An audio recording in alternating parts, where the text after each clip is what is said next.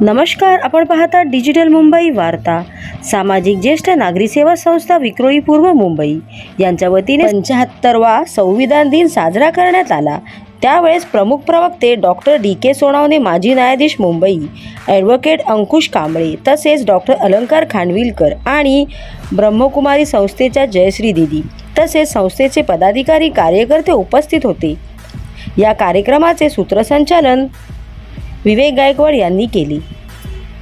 DK Sonawane, माजी न्यायाधीश मुंबई, मुंबई वार्ता चॅनलतर्फे आपलं स्वागत आहे।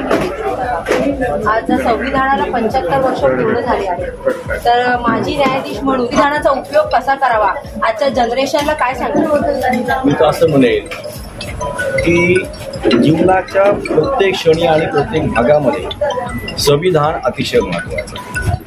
ज्या ज्या वेळेला तुमच्या हक्कावरती गदा येते, तुमच्यावर अन्याय केला जातो, तर संविधानाने तुम्हाला हायकोर्टामध्ये आणि सुप्रीम कोर्टामध्ये जाण्याकरता जे प्रोव्हिजन केलेलं आहे संविधानामध्ये, ते कलम 32 मध्ये आहे आणि 226 मध्ये आहे। या कलमाच्या अंतर्गत तुमच्या कुठल्याही फंडामेंटल राईट्सवरती किंवा कुठल्या हक्कावरती गदा येणार असेल तर तुम्ही सरकारच्या विरुद्ध न्यायालयात जाऊन दाद मागू शकता। एवढंच नव्हे तर जो कुठल्याही प्रकारचा अन्याय या देशामध्ये जर केला जात असेल तर तुम्ही न्यायालयात जाऊन खंबीरपणे बाजू मांडून तुमच्या बाजूने न्याय घेऊ शकता। सर, आज धर्मनिरपेक्ष याच्यावर जे काही जजमेंट पास झालंय त्या संदर्भात आपलं मत काय?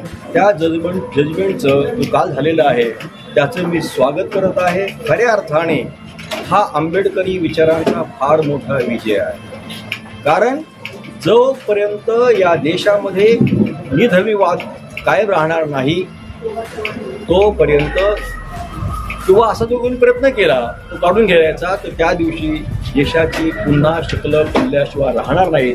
घटना समितीमध्ये वाद झाल्यानंतर स्पष्टपणे म्हटलेलं आहे, वेळ त्या ठिकाणी वल्लभभाई पटेलांनी म्हटलेलं आहे की जर समजा तुम्ही या देशामध्ये एखादा धर्म लाभाल तर या देशाची शक्ल व्हायला वेळ लागणार नाही।